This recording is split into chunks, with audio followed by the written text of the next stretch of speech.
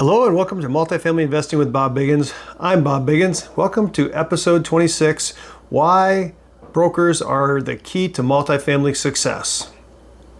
I am a residential real estate agent, salesperson, and there are brokers.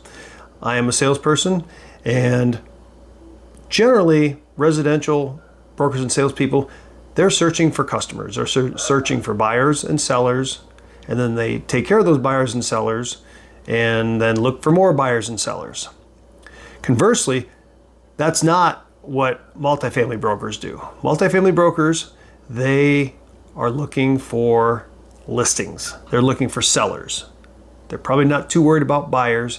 They're worried about sellers, because with sellers, generally buyers will come, especially in the multifamily realm. But they could be looking for all type of commercial, multifamily, storage, industrial, office, retail, and now even data centers is another category.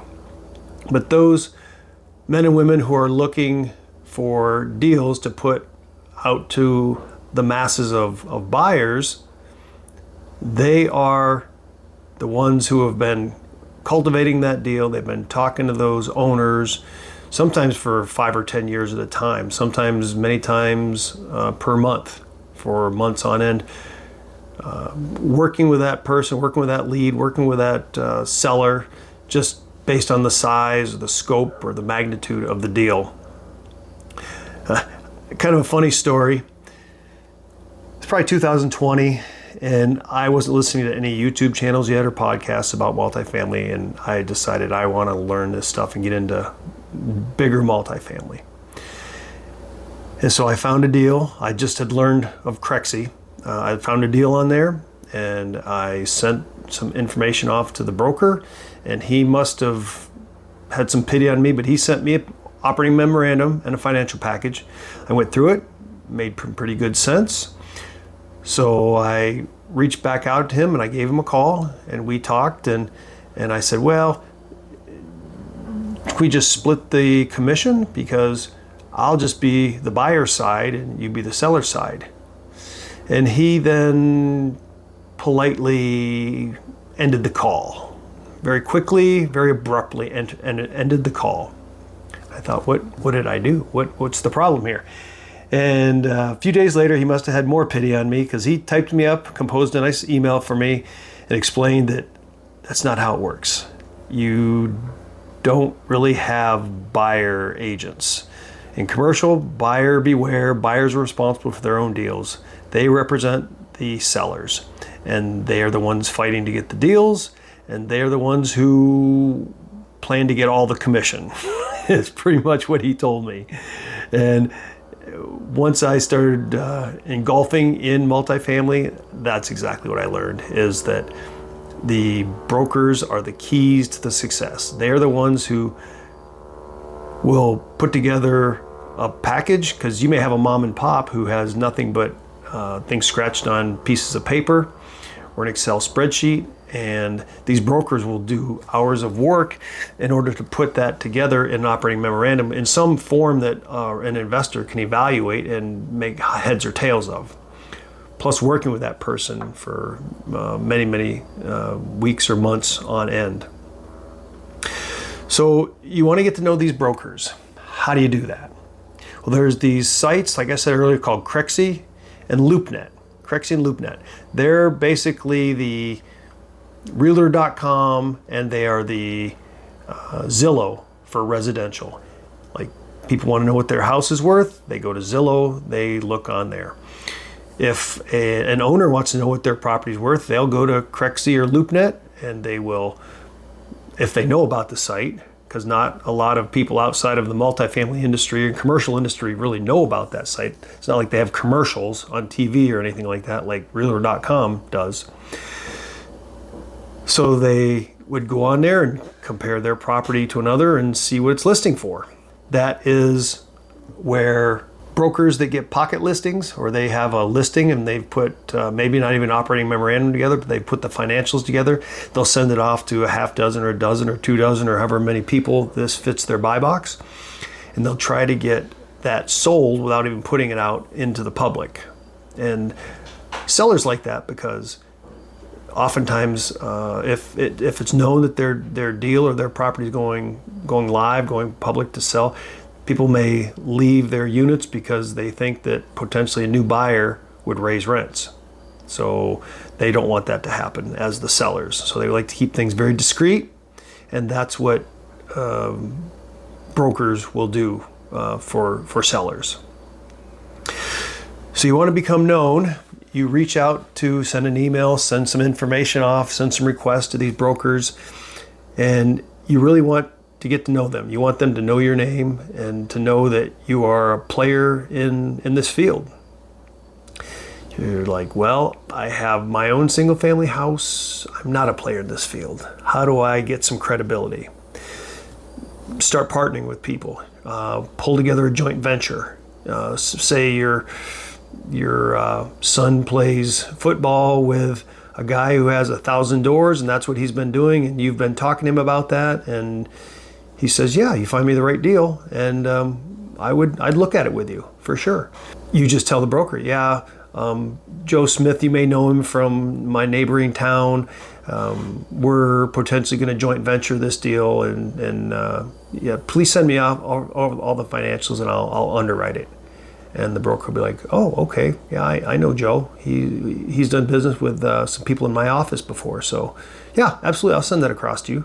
You don't have one single door, but you've got a little bit of credibility now, at least with that office.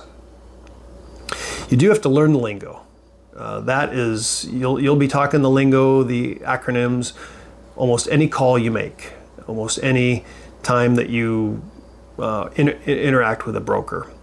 NOI, net operating income, COC, cash on cash, JV, joint venture, cap rate. We talked about cap rate, capitalization rate in my first, my 2, 3, and 4 video, because that's so important, the cap rate. CapEx, capital expenditure, DSCR, debt service coverage ratio, which is just your net operating income. How many times will that pay the mortgage every month? So if your NOI is 10,000 and your debt service is 10,000, you have a debt service coverage ratio of 1. You can cover it one time. Conversely, the loan to value, LTV, that's going to be how much they will lend you on that property, 65, 75, maybe 80%, depending on the deal. Gross rent multiplier, GRM, that's going to be the price divided by the annual rent roll, and that's going to be a 6, a 7, or an 8 gross rent multiplier, something along those lines. ROI, return on investment, pretty self-explanatory in a percentage. But these are just some of the half dozen or dozen terms you really got to get comfortable with and be able to use in sentences and conversations and really understand and know them inside and out. So then what do? Well, you pick up the phone. Pick up the phone and call these brokers. You can send emails and send inquiries, and sometimes they get back to you. Most times, if you're a rookie, they will not. Depends on the market. In 2022 and 23, they didn't get back to anybody. 2025, they're getting back to people a little bit more because the market has softened quite a bit. And you can call them. They'll leave their number in there. You call them. You may have to call a few times to actually catch them, but call and talk to them. Take them out for coffee if they're local or within an hour or two. Get to know them.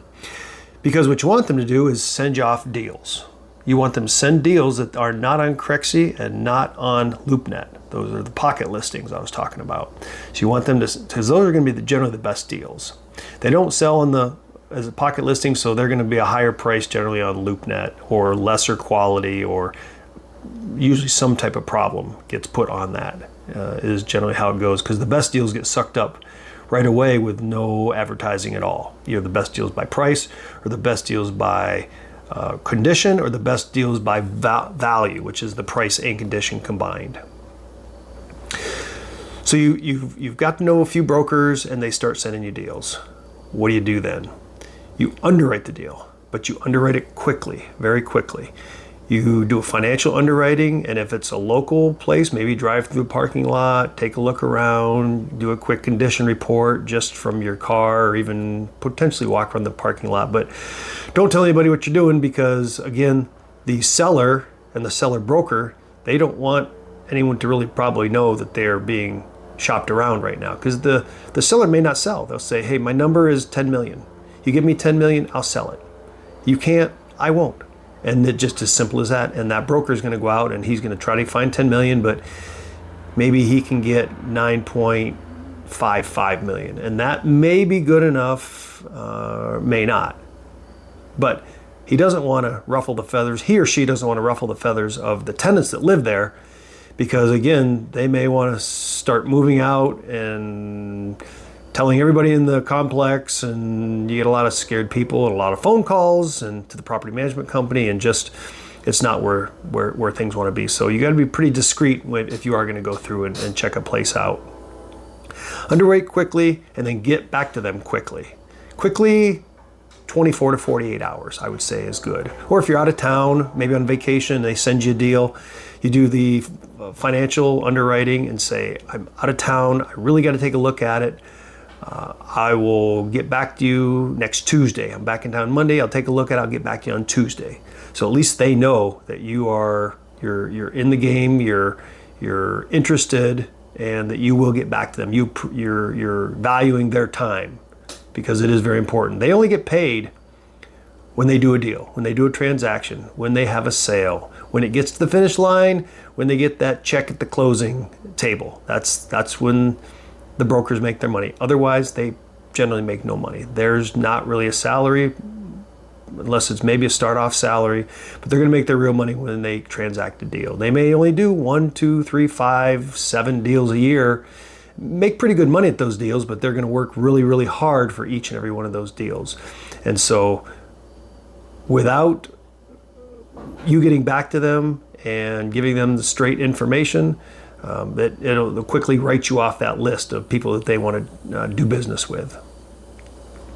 Or worst case, if it's a deal that's far away and you say, the underwriting looks really good, I like the look of the figures, I like the look of the property on the pictures, I've looked through Google Earth, I've seen them, everything looks really good, neighborhood looks good. I say, well, I've got to start moving my feet. I want to get in a car with a good long car ride, or get in a plane and go do some physical underwriting. Can you meet me there? I'm a serious player, and I know your time is valuable. Can you meet me there? Yes or no, and that will show that you're serious. And when you're done with that visit or with anything, feel free to send them a thank you letter. Appreciate your time. Let's catch lunch sometime, especially if you've got a certain market. Like for Michigan here, I know that there's just seems to be a lot of deals that are in Lansing area, a lot in Detroit, but Detroit, there's a lot of different areas of Detroit, but Lansing is a pretty solid town, and there just seems to be a lot of deals in Lansing. I know a local broker that's in Lansing, and you really may buddy up to him and take him out to get lunch and maybe even a drink, and get to know him real well, because he may have deals in that specific market, and that's your buy box if you want to buy, say, in Lansing. That's a pretty central area, is Lansing, and if there's a broker that they're going to have a lot of properties in your buy box, then by all means work hard to get to know that broker, and he could be your key to success. So there you have it. Different reasons why your commercial broker is going to be your key to success for large multifamily. Now, if you're going to do smaller multifamily, such as what a lot is listing on the MLS, feel free to reach out to me, Bob Biggins, anywhere in Michigan, and I'll help you underwrite a deal, help you get in the game, because I work in small to medium multifamilies, looking to get bigger myself. So we're all striving for the same thing here. I appreciate your time. Thank you for spending your time with me. And this is Multifamily Investing with Bob Biggins, signing out.